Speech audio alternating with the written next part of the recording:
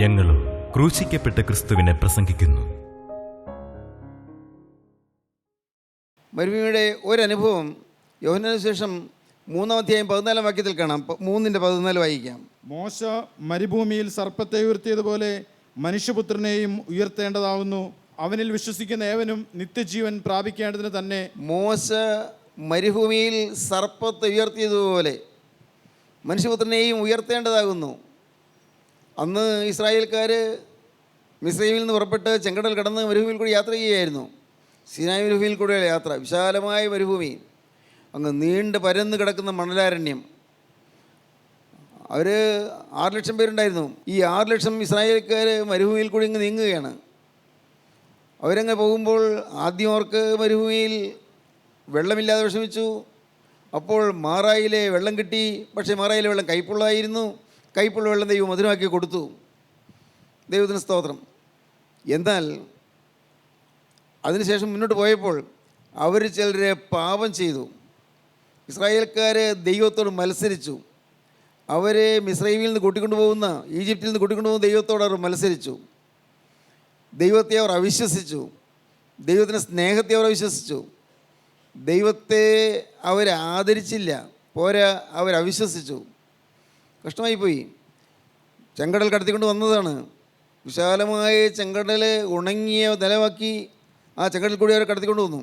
2-3 അല്ല 10-20 ആളുകൾക്കുള്ള അല്ല, 6 ലക്ഷം പേർക്ക് 6 ലക്ഷം പേർക്ക് നീങ്ങത്തക്കവണ്ണം എന്തുമാത്രം സ്ഥലമാണ് ചെങ്കടലിൽ ഉണങ്ങിയ സ്ഥലമാക്കിയത്. 2 ഭാഗത്തേക്കും കടലങ്ങോട്ട് വെള്ളം തെറുത്ത് മാറി. അങ്ങനെ ജനം ദൈവത്തിൻ്റെ കൃപയാൽ മരുഭൂമിയിലേക്ക് പ്രവേശിച്ചു. ചെങ്കടൽ കടന്നു, മരുഭൂമിയിൽ വന്നു.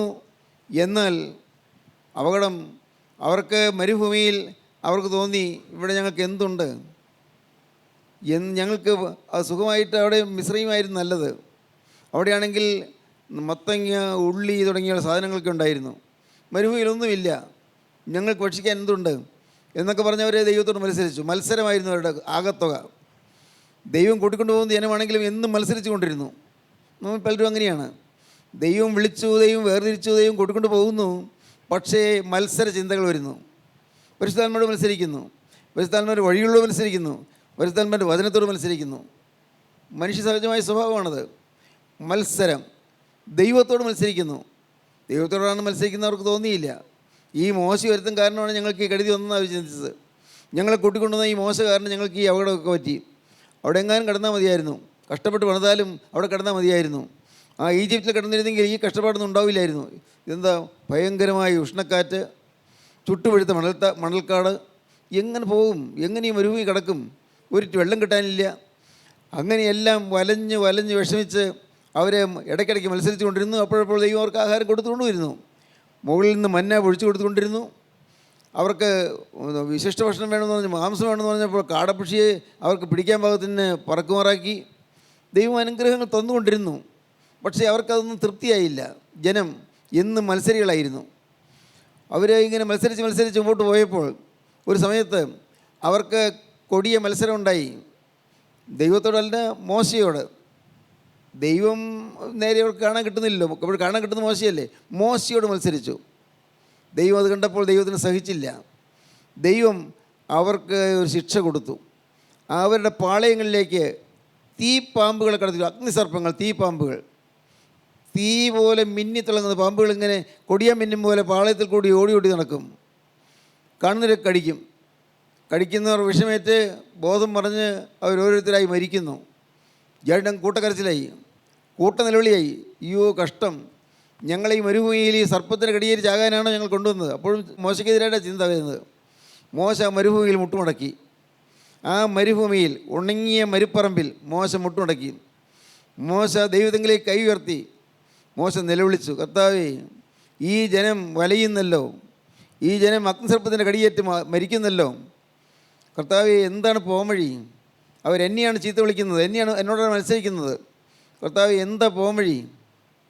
ജനത്തിന് വേണ്ടി മോശ പ്രാർത്ഥിച്ചപ്പോൾ ദൈവം ഒരു ഒഴിയഴി കൊടുത്തു. അതാണ് പിച്ചള സർപ്പം. പിച്ചള കൊണ്ട് ഒരു പാമ്പുണ്ടാക്കാൻ ദൈവം പറഞ്ഞു. പിച്ചള കൊണ്ട്, ബ്രാസ്, പിച്ചള കൊണ്ടൊരു പാമ്പുണ്ടാക്കുക. ആ പാമ്പിനെ മുകളിൽ കൊടിമരത്തിന് മുകളിൽ കെട്ടി തൂക്കുക. എവിടെ നോക്കിയാലും കാണാം ആ പാമ്പിനെ, എവിടെ നോക്കിയാലും കാണാം. ആ പാമ്പിലേക്ക് നോക്കുന്നവർക്ക് വിഷം മാറിക്കിട്ടും. അതൊരു പുതിയ വാർത്തയായിരുന്നു അവർക്ക്. വിശ്വസിച്ചവർ നോക്കിയവർക്കെല്ലാം വിഷം മാറി കിട്ടി, അവർ ജീവിച്ചു. പക്ഷേ പലരും നോക്കാൻ മടിച്ചു. മോശയ്ക്കൊരു സയൻറ്റിഫിക് നോളജ് ഇല്ല, ശാസ്ത്രീയ ബോധമില്ല. എന്ത് വിട്ടിത്തമാണ് ഈ പറയുന്നത്? അങ്ങ് ദൂരെ പിച്ചളപ്പത്തേക്ക് നോക്കിയാൽ എൻ്റെ ശരീരത്തിൽ കയറിയ വിഷം എങ്ങനെ ഇറങ്ങാനാണ്? ശരീരത്തിൽ വിഷം കയറിയത് കുത്തിവയ്ക്കുകയോ അല്ലെങ്കിൽ മരുന്ന് കഴിക്കുകയോ ഒക്കെ ചെയ്താൽ മനസ്സിലാക്കാം. ശരീരത്തിൽ ഒന്നും ചെയ്യാതെ നേരെ നോക്കിയാൽ മാത്രം മതി. അങ്ങ് ദൂരെ മരുഭൂമിയുടെ മധ്യത്തിൽ നാട്ടിലിരിക്കുന്ന പിച്ചളപ്പത്തേക്ക് നോക്കിയാൽ എൻ്റെ ശരീരത്തിലെ വിഷം എങ്ങനെ ഇറങ്ങാനാണ്? മോശ ഒരു പഴഞ്ചനായിപ്പോയി. ഇന്നത്തെ ശാസ്ത്രീയ ബോധമൊന്നും മോശയ്ക്കില്ല. അങ്ങനെ പറഞ്ഞതായിട്ട് വേദോസിലില്ല, ഞാൻ ഭാവനയിൽ പറയുകയാണ്. ഇങ്ങനെ അവർ സംശയാലുക്കളായി. അങ്ങനെ സംശയാലുക്കളായി നോക്കാത്തവരെല്ലാം മരിക്കുകയും ചെയ്തു, സർപ്പത്തിൻ്റെ കടിയേറ്റ് മരിച്ചു. എന്നാൽ ചിലർ നോക്കി, വിശ്വാസത്തോടെ നോക്കി. ആ വചനം അവരുടെ മുമ്പിലുണ്ടായിരുന്നു. ദൈവത്തിൻ്റെ വചനം ഇതാണ്: പിച്ചസർപ്പത്തെ നാട്ടുക, അതിലേക്ക് നോക്കിയാൽ രക്ഷപ്പെടും. അഗ്നിസർപ്പത്തിൻ്റെ കടിയേറ്റ ആരും അതിലേക്ക് നോക്കിയാൽ രക്ഷപ്പെടുമെന്നാണ് ദൈവത്തിൻ്റെ വചനം. വചനത്തിൻ്റെ ശക്തിയുണ്ട് അതിൽ. വെറുതെ ഒരു പിച്ചളപ്പാമ്പിന് തൂക്കിയാലൊന്നും രക്ഷപ്പെടില്ല. ആ പിച്ചളപ്പാമ്പിന് തൂക്കിയതിന് പിന്നിൽ ഒരു വചനമുണ്ട്, ദൈവത്തിൻ്റെ വചനമുണ്ട്. ദ വേർഡ് ഓഫ് ഗോഡ്, ദൈവത്തിൻ്റെ വചനം അവിടെയുണ്ട്. ആ വചനം ശക്തിയുറ്റ വചനമാണ്, ദൈവത്തിൻ്റെ ജീവനും ചൈതന്യമുള്ള വചനമാണ്. ആ വചനം അവരെ സ്വീകരിച്ചു, വചനം സ്വീകരിച്ചു, വചനപ്രകാരം അനുസരിച്ചു, വചനപ്രകാരം നോക്കി, അപ്പോൾ രക്ഷപ്പെട്ടു. ഞാൻ ഭാവനയിൽ കാണാറുണ്ട്, ഒരാൾ അങ്ങ് വിഷം ബാധിച്ച് ബോധം കെട്ട് പോകാൻ തുടങ്ങുകയാണ്. ഭാവനയിലാണ്, അങ്ങനെ ദിവസമില്ല, വെറുതെ എൻ്റെ ഭാവന അങ്ങനെ ചിന്തിച്ചു മാത്രം. അപ്പോൾ അല്പം കഴിഞ്ഞാൽ വിഷം ബാധിച്ച് പിന്നെ ഒന്നും വയ്യാതാവും, മരിക്കും, ഉറപ്പാണ്. അപ്പോഴാണ് ഒരാൾ ഓടി വന്നു, സ്നേഹിത നീ മരിക്കേണ്ട ആവശ്യമില്ല, അതുകൊണ്ട് ആ പിച്ചളസർപ്പത്തിലേക്ക് നോക്കിയാൽ മതി. ആ പിച്ചളസർപ്പത്തിൻ്റെ പിന്നിൽ ദൈവത്തിൻ്റെ വചനമുണ്ട്. ആ വചനമാണ് ആ പിച്ചളസർപ്പത്തിൽ കൂടി നമുക്ക് ലഭിക്കുന്നത്. അതുകൊണ്ട് ദൈവം നിയമിച്ച ആ പിച്ചളസർപ്പത്തിലേക്ക് നോക്കിയാൽ രക്ഷപ്പെടാം. അവനാ വിഷമിച്ച് ബോധം കെടാൻ തുടങ്ങുമ്പോഴേക്കും അങ്ങ് ചെരിഞ്ഞ് കിടന്നുകൊണ്ട് പിച്ചളസർപ്പത്തിലേക്ക് ഒന്ന് നോക്കി. എന്തൊരത്ഭുതം! പെട്ടെന്ന് അവന് ചൈതന്യം വന്നു, വിഷം മാറി. ആ വിഷം മാറിക്കഴിഞ്ഞാൽ ഊർജ്ജസ്വതയായി. അവൻ അടുത്ത കൂടാരത്തേക്ക് ഓടി. അവിടെ ഇതുപോലെ മരിക്കാൻ തുടങ്ങുകയാണ്. അയ്യോ നിങ്ങളാരും മരിക്കേണ്ട ആവശ്യമില്ല, പിച്ചളസർപ്പം നാട്ടിയിട്ടുണ്ട്, അങ്ങോട്ട് നോക്കിയാൽ മതി, രക്ഷപ്പെടാം പറഞ്ഞു. അവരും രക്ഷപ്പെട്ടു. അവരും പിന്നെ കൂട്ടത്തോടെ ഓരോ പാളയത്തിലേക്ക് ഓടുകയാണ്. അയ്യോ ആരും മരിക്കേണ്ട, കുഴപ്പമില്ല, ആരും മരിക്കേണ്ട ആവശ്യമില്ല, അവിടെ പിച്ചളസർപ്പത്തിലേക്ക് നോക്കിയാൽ മതി, രക്ഷപ്പെടാം. ദൈവത്തിന് സ്തോത്രം, ദൈവത്തിന് വലിയ നാമം മഹത്വപ്പെടട്ടെ. പ്രിയപ്പെട്ടവരെ, നോക്കിയോ രക്ഷ പ്രാപിച്ചു. അതാണ് വേദപുസ്തകം പറയുന്നത്, കർത്താവ് പറയുന്നത്, മോശ മരുഭൂമിയിൽ സർപ്പത്തെ ഉയർത്തിയതുപോലെ മനുഷ്യപുത്രനെയും ഉയർത്തേണ്ടതാകുന്നു. അവനിൽ വിശ്വസിക്കുന്ന ഏവനും നിത്യജീവൻ പ്രാപിക്കേണ്ടതിന്. യേശുക്രിസ്തുവിൽ വിശ്വസിച്ചാൽ നിത്യജീവൻ പ്രാപിക്കും.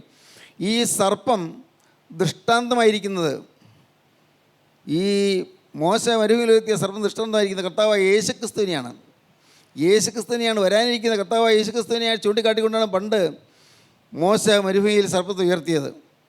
വരാനിരിക്കുന്ന യേശുവിൻ്റെ ഒരു മുൻ ദൃഷ്ടാന്തം. അക്ഷരീയമായി യേശു പിന്നീട് മരുഭൂമിയിൽ ഉയർത്തപ്പെട്ടു. ഗോകുൽത്താ കുന്നിൽ കർത്താവ് ഉയർത്തപ്പെട്ടു. കർത്താവ് കാൽവറി മലമേൽ ഉയർത്തപ്പെട്ടു, ക്രൂസിന്മേൽ ഉയർത്തപ്പെട്ടു.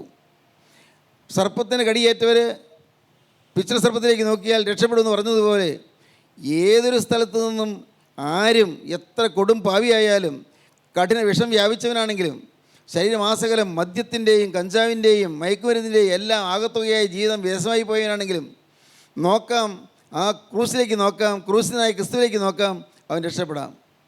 ദൈവത്തിന് സ്തോത്രം. ഒരു സംഭവം ഞാൻ വായിച്ചു. ഒരു ചെറുപ്പക്കാരൻ ഞായറാഴ്ചയാണ്, പള്ളിയിൽ പോകണം. അവൻ്റെ അപ്പൻ്റെ അപ്പനും ഒരു സുവിശേഷകരാണ്. പക്ഷേ അവനൊരു അപ്പനും പ്രസംഗിക്കുന്നുണ്ടെങ്കിലും ഈ കൊച്ചന് അങ്ങനൊരു സുവിശേഷത്തോട് താല്പര്യം തോന്നിയില്ല. കുറ്റബോധമൊക്കെ ഉണ്ടെങ്കിൽ പോലും അങ്ങനെ ഒരു മാനസാന്തരം വന്നില്ല. അവൻ എന്തെങ്കിലും പള്ളിയിൽ പോകും, പള്ളി കാര്യങ്ങളിൽ ശ്രദ്ധയുള്ളവനാണ്.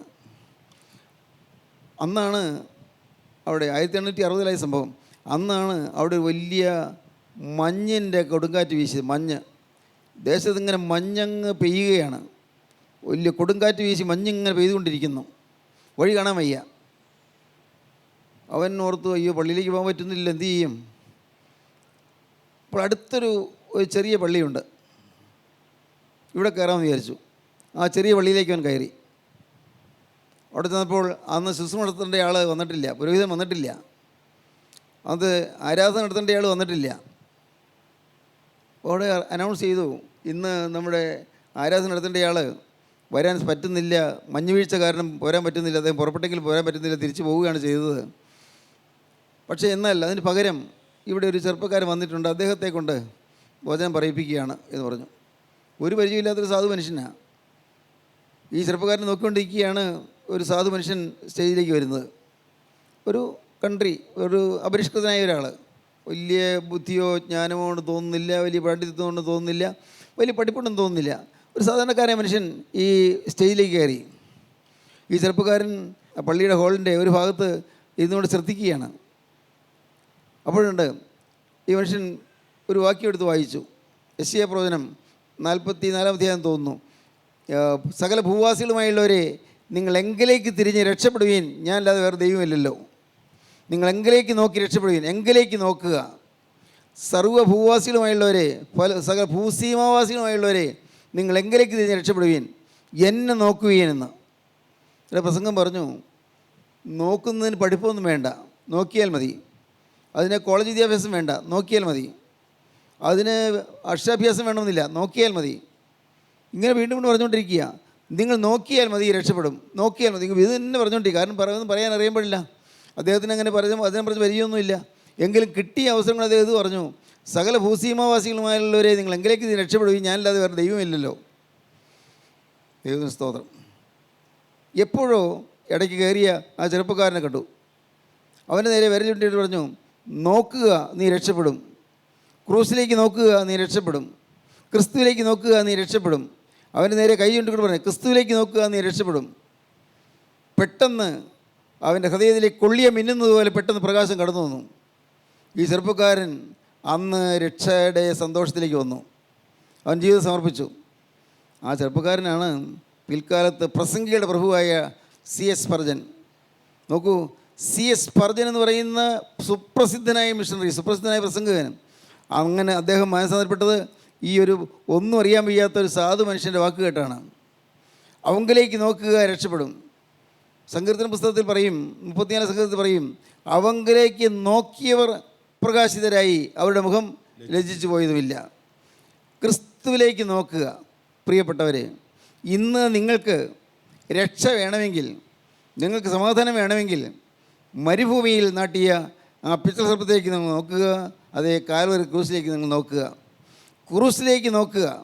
അതാണ് റോമർക്കെഴുതിയ ലേഖനം 3-ാം അധ്യായം 24-ാം വാക്യത്തിൽ പറയുന്നത്. നമുക്ക് വായിച്ച് കേൾക്കാം. ഒരു വ്യത്യാസവുമില്ല, എല്ലാവരും പാപം ചെയ്ത് ദൈവദേശമില്ലാത്തവരായി തീർന്നു. അവൻ്റെ കൃപയാൽ ക്രിസ്തു യേശുവിലെ വീണ്ടെടുപ്പ് മൂലം സൗജന്യമായത്രേ നീതീകരിക്കപ്പെടുന്നത്. വിശ്വസിക്കുന്നവർക്ക് അവൻ തൻ്റെ രക്തം മൂലം പ്രായശ്ചിത്തമാകുവാൻ ദൈവം അവനെ പരസ്യമായി നിർത്തിയിരിക്കുന്നു. വിശ്വസിക്കുന്നവർക്ക് അവൻ തൻ്റെ രക്തം മൂലം പ്രായശ്ചിത്തമാകുവാൻ ദൈവം അവനെ പരസ്യമായി നിർത്തിയിരിക്കുന്നു. ക്രിസ്തു പരസ്യമായി നിർത്തപ്പെട്ടു. ക്രിസ്തുവിനെ പരസ്യമായി ആർക്കും കാണത്തക്കവണ്ണം ഗോകുൽത്തായിൽ ഉയർത്തപ്പെട്ടു. ദൈവത്തിന് സ്തോത്രം. പ്രിയപ്പെട്ടവരെ, ഇന്ന് നിങ്ങളുടെ ജീവിതത്തിലെ വരൾച്ച മാറണമെങ്കിൽ ക്രൂസിലേക്ക് നിങ്ങൾ നോക്കിയാൽ മതി. ക്രൂശ് തന്നിലേക്ക് നിങ്ങൾ നോക്കിയാൽ മതി. ക്രൂശിക്കൂടെ ക്രിസ്തുവിലേക്ക് നിങ്ങൾ നോക്കിയാൽ മതി. നിങ്ങളുടെ മനംമടുപ്പുകൾ മാറും, നിങ്ങളുടെ നിരാശകൾ മാറും, നിങ്ങളുടെ ആകുലങ്ങൾ മാറും. നിങ്ങളുടെ ജീവിതത്തിൽ നിത്യജീവൻ്റെ ഭാഗ്യം ലഭിക്കും. നിത്യജീവൻ അവൻ വിശ്വസിക്കുന്നവനും നിത്യജീവൻ പ്രാപിക്കും.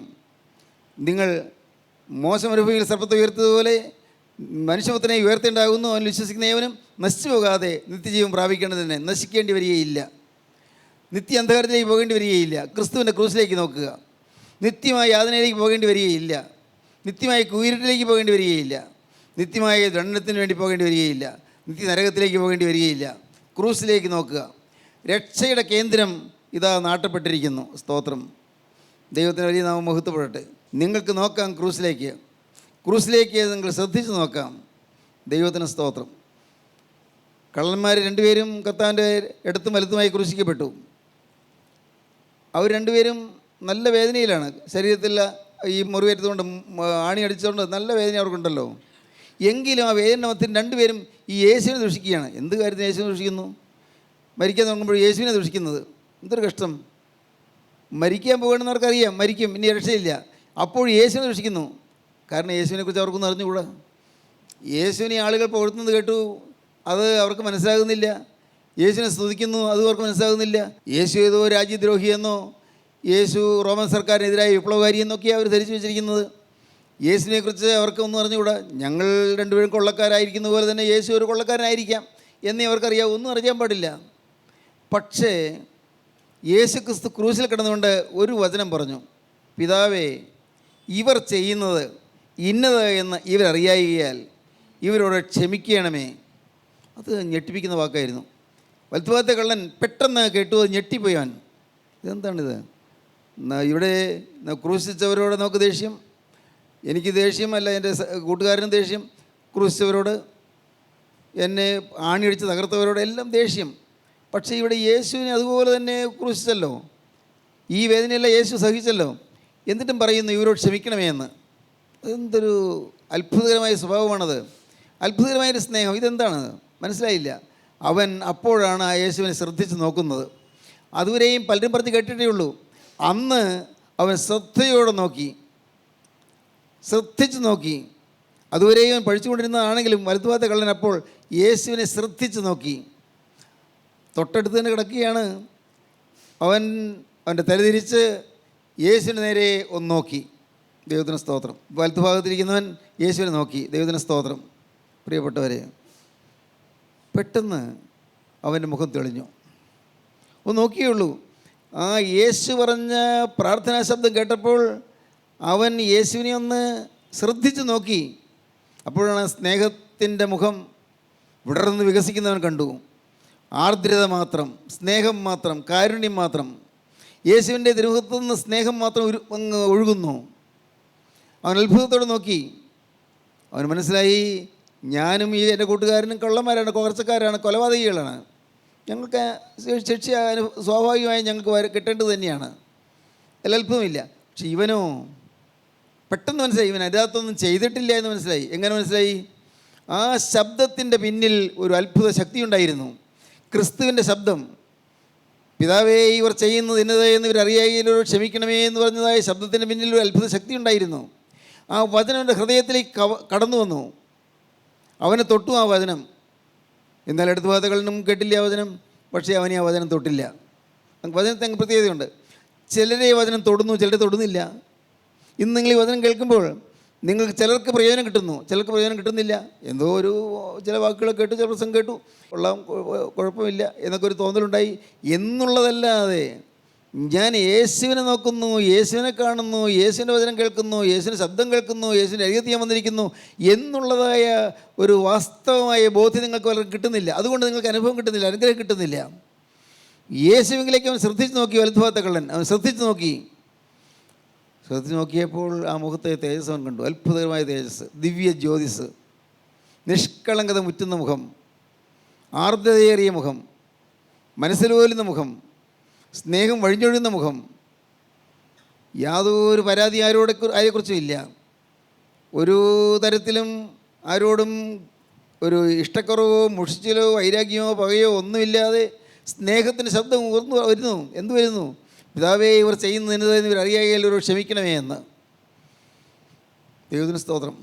ഇതൊക്കെ കേൾക്കുമ്പോൾ നിങ്ങൾ ഓർക്കണം, എൻ്റെ ജീവിതത്തിൽ ക്ഷമയുണ്ടോ? ഭർത്താവിനോട് ഞാൻ ക്ഷമിച്ചിട്ടുണ്ടോ? എൻ്റെ ഭാര്യയോട് ഞാൻ ക്ഷമിച്ചിട്ടുണ്ടോ? എൻ്റെ മക്കളോട് ഞാൻ ക്ഷമിച്ചിട്ടുണ്ടോ?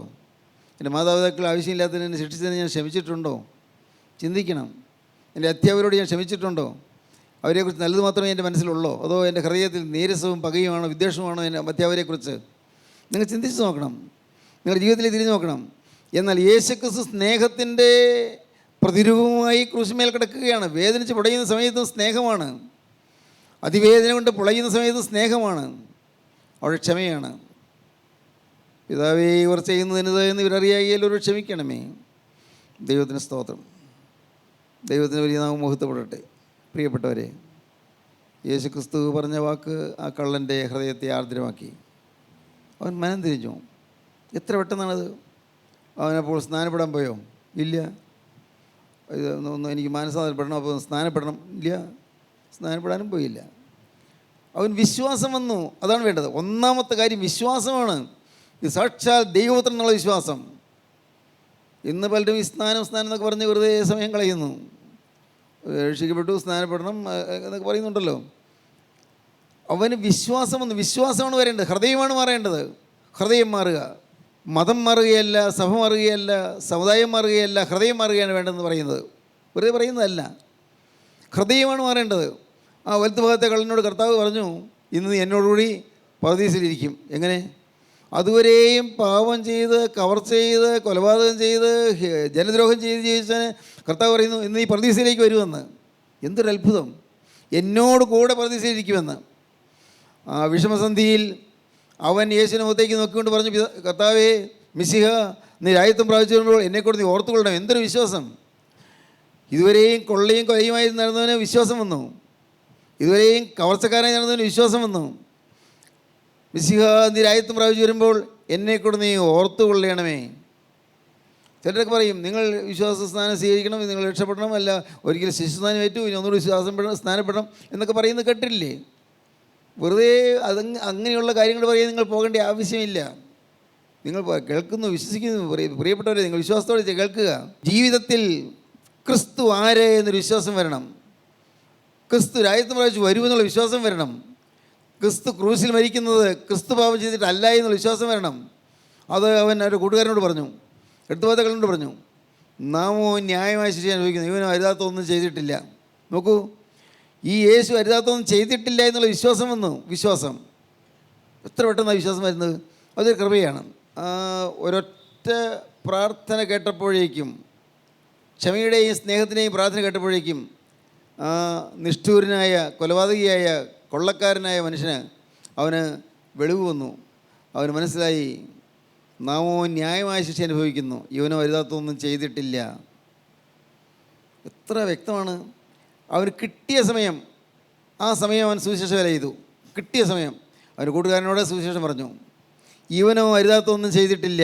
കിട്ടിയ സമയം, അല്പസമയമേ ഉള്ളൂ, ഏതാനും സമയത്തിനകം മരിക്കും. പക്ഷേ കിട്ടിയ സമയം അവൻ്റെ കൂട്ടുകാരനോട് പറഞ്ഞു, ഇവനോ അരുതാത്തൊന്നും ചെയ്തിട്ടില്ല, നാമോ ന്യായമായ ശിക്ഷ അനുഭവിക്കുന്നു. എന്നിട്ട് അവൻ ക്രിസ്തുവിനെ നേരെ തിരിച്ച് പറഞ്ഞു, മിശിഹ, നീ രാജ്യത്വം പ്രാപിച്ചു വരുമ്പോൾ എന്നെക്കൂടെ നീ ഓർത്തുകൊള്ളണമേ. പ്രാർത്ഥിച്ചു. എല്ലാം ആ സെക്കൻഡുകൾക്കുള്ളിൽ നടക്കുകയാണ്. ഒരൊറ്റ സെക്കൻഡിലാണ് ഈ വിശ്വാസം അകത്തേക്ക് വരുന്നത്. ഒരൊറ്റ സെക്കൻഡിലാണ് ദൈവത്തിൻ്റെ കൃപ നമ്മുടെ ഉള്ളിലേക്ക് കടന്നു വരുന്നത്. നിങ്ങൾ ആഗ്രഹിക്കണം, കർത്താവേ, ഇന്ന് ഈ വചനം കേൾക്കുമ്പോൾ എൻ്റെ ഉള്ളത്തിലേക്ക് വിശ്വാസം കടന്നു വരണമേ, ഹൃദയത്തിലേക്ക് ദൈവകൃപ കടന്നു വരണമേ, എൻ്റെ ഉള്ളത്തിലേക്ക് ദൈവത്തിൻ്റെ സ്നേഹം കടന്നു വരണമേ. കർത്താവേ, യേശുക്രിസ്തുവിന്റെ വിശ്വാസം എൻ്റെ ഹൃദയത്തിൽ ഉത്ഭൂതമാകണമേ, ജനിക്കണമേ, എൻ്റെ ഹൃദയത്തിൽ ഉണ്ടാകണമേ. പ്രാർത്ഥിക്കണം. കർത്താവേ, ഇന്ന് ഞാൻ ഈ വചനം കേൾക്കുമ്പോൾ തന്നെ, ഇപ്പോൾ തന്നെ എൻ്റെ ജീവിതം രൂപാന്തരപ്പെടണമേ, എൻ്റെ സ്വഭാവം മാറണമേ, എൻ്റെ വാശിയും വഴക്കും പിണക്കവും വൈരാഗ്യവും പകയും ദുശ്ശീലവും എല്ലാം മാറണമേ. നിങ്ങൾ ഇരിക്കുന്ന ഇരിപ്പിൽ കർത്താവോട് പറയണം, കർത്താവേ, ഞാൻ ക്രൂശിതനായ യേശുവിനെ ഞാനിപ്പോൾ നോക്കുന്നു. കർത്താവേ, ആ പിതൃസ്വർഗ്ഗത്തിലേക്ക് നോക്കി വരാം. പാമ്പിൻ്റെ കടിയിൽ നിന്ന് മോചനം പ്രാപിച്ചതുപോലെ പിശാചിൻ്റെ ബന്ധനത്തിൽ നിന്നും, പിശാചിൻ്റെ വിഷത്തിൽ നിന്നും ഈ മോചനം കിട്ടുമ്പോൾ ഞാൻ ഇതാ ക്രൂശിലേക്ക് നോക്കുന്നു. ക്രൂശിക്കപ്പെട്ടനായ ക്രിസ്തുവിനെ കാണുന്നു. കർത്താവേ, എൻ്റെ മേൽ തൃക്കരം വയ്ക്കണമേ, എന്നെ നീ കഴുകണമേ, എൻ്റെ പാപങ്ങൾ പോക്കണമേ. അതാ നിൻ്റെ മകനാക്കി എന്നെ തീർക്കണമേ, നിൻ്റെ മകളാക്കി എന്നെ തീർക്കണമേ. കർത്താവേ, ഇത്രയും കാലം ഞാൻ ഒന്നും അറിയാതെ ജീവിച്ചു, ബോധമില്ലാത്തതിനെ പോലെ ജീവിച്ചു, കണ്ണുകാഴ്ചയില്ലാത്തവളെ പോലെ ഞാൻ ജീവിച്ചു. എന്നാൽ ഇന്ന് അതാ ഞാൻ സത്യമായും നിന്നെ കാണുന്നു. എൻ്റെ അരികത്തേക്ക് നീ വചനമായി എഴുന്നള്ളി വന്നിരിക്കുന്നു. എൻ്റെ അരികത്തോട് നീ സഞ്ചരിക്കുന്നു. ഞാൻ കാണുന്നു. നാഥ, അന്ന് രക്തവാസി ഉണ്ടായിരുന്ന സ്ത്രീ, 12 കൊല്ലം രക്തവാസി ഉണ്ടായിരുന്ന സ്ത്രീ നിൻ്റെ വസ്ത്രത്തിന് തൊങ്ങൽ തൊട്ടു, പെട്ടെന്ന് സൗഖ്യം കിട്ടി. അതുപോലെ കർത്താവേ, നീ അരികത്തോട് നടന്നു പോകുമ്പോൾ തൊടാൻ എനിക്ക് യോഗ്യതയില്ല. കർത്താവേ, ആ തിരുവസ്ത്രത്തിൽ തൊടാൻ എനിക്ക് യോഗ്യതയില്ല. ആ പരിശുദ്ധമായ തിരുവസ്ത്രത്തിൽ തൊടാൻ എനിക്ക് അർഹതയില്ല. അതുകൊണ്ട് നാഥ, നീ എൻ്റെ അരികത്തോട് പോകുമ്പോൾ എൻ്റെ ദേഹത്ത് ഒന്ന് ഉരുമിപ്പോകണമേ. ആ തിരുവസ്ത്രം എൻ്റെ മേൽ ഒന്ന് തൊട്ട് പോകണമേ. ഹല്ലേലൂയ. ദൈവത്തിന് സ്തോത്രം. നിങ്ങൾക്ക് പ്രാർത്ഥിക്കാം, നിങ്ങൾക്ക് സമർപ്പിക്കാം. യേശുവിനെ നിങ്ങൾക്ക് കൈക്കൊള്ളാം. യേശു ഇതാ നടന്നു നീങ്ങുന്നു. യേശുവിൻ്റെ അരികത്തൊന്ന് നിൽക്കുന്നു. മകളെ, നിനക്ക് വിശ്വാസമുണ്ടോ എന്ന് ചോദിക്കുന്നു. മകനെ, നീ വിശ്വസിക്കുന്നു എന്ന് ചോദിക്കുന്നു. ചേർന്ന് നിൽക്കുന്ന ക്രിസ്തുവിനെ നിങ്ങൾ കാണുക. ക്രിസ്തുവിൻ്റെ കരങ്ങളിലേക്ക് ഭാവി ഏൽപ്പിച്ചു കൊടുക്കുക. നാഥ, തകർന്നു പോയൊരു ജീവിതം, ആശയറ്റ ജീവിതം, നിരാശ പറ്റിയ ജീവിതം, പ്രതീക്ഷ നശിച്ച ജീവിതം ഇതാ നിൻ്റെ കൈകളിലേക്ക് ഞാൻ തരുന്നു. വലഞ്ഞ് വിഷമിച്ചു പോയ ജീവിതം, മരുഭൂമിയുടെ ഏകാന്തതയിൽ വലഞ്ഞു പോയ ജീവിതം, കർത്താവെ, മരിപ്പറമ്പയിലെ ഉഷരതയിലെ വളഞ്ഞുപോയ ജീവിതം നിന്റെ കയ്യിലേക്ക് ഞാനിതാ തരുന്നു. കർത്താവെ, കരുണ തോന്നണമേ. എന്നെ നിൻ്റെ തിരുവസ്ത്രം തൊട്ടുരുമി പോകണമേ. എൻ്റെ രോഗം സൗഖ്യമാക്കണമേ. എൻ്റെ ബന്ധനം കഴിക്കണമേ. കർത്താവെ, എൻ്റെ മേലുള്ള ശാപങ്ങൾ മാറ്റണമേ. എന്നെ നിൻ്റെ മകനും നിൻ്റെ അവകാശമാക്കി തീർക്കണമേ. എന്നെ നിൻ്റെ മകളും നിൻ്റെ അവകാശമാക്കി തീർക്കണമേ. എന്നോട് മനസ്സിലിയണമേ. എന്നെ തുടരണമേ. നമുക്ക് പ്രാർത്ഥിക്കാം. കാരുണ്യവാനായ ഞങ്ങളുടെ സ്വർഗീയ പിതാവേ, ഈ മനോഹരമായ സമയത്തിനായി ഞങ്ങൾ നിന്നെ സ്തുതിക്കുന്നു. അപ്പോൾ ഈ വചനം കേട്ട് എല്ലാവരെയും തുടരണമേ. എല്ലാവരെയും അനുഗ്രഹിക്കണമേ. എല്ലാവരുടെ പേരിൽ തൃക്കരം വയ്ക്കണമേ. അനുഗ്രഹിക്കണമേ കർത്താവേ. എൻ്റെ കരുണയുള്ള കർത്താവിൻ്റെ രണ്ടാമത്തെ വരവിന് വേണ്ടി എല്ലാവരും ഒരുക്കണമേ. മെസ്സിഹ നിരായത്വം പ്രാപിച്ചു വരുമ്പോൾ എന്നെ കൂടെ നീ ഓർത്തുകൊള്ളണമേ എന്ന് ഞങ്ങളും പ്രാർത്ഥിക്കുന്നു. മനസ്സലിയണമേ, കരുണ തോന്നണമേ. അവിടെ രണ്ടാമത്തെ വരയിൽ പറന്നു വരുന്ന വിശുദ്ധന്മാരുടെ നിലനിൽപ്പാൻ ഞങ്ങൾക്കും ഭാഗ്യം തരണമേ. യേശുക്രിസ്തുവിൻ്റെ മഹത്വപൂർണ്ണമായ നാമത്തിൽ പ്രാർത്ഥിക്കുന്ന കൃപയോടെ കേൾക്കണം പിതാവേ. ആമീൻ. ഹല്ലേലൂയ.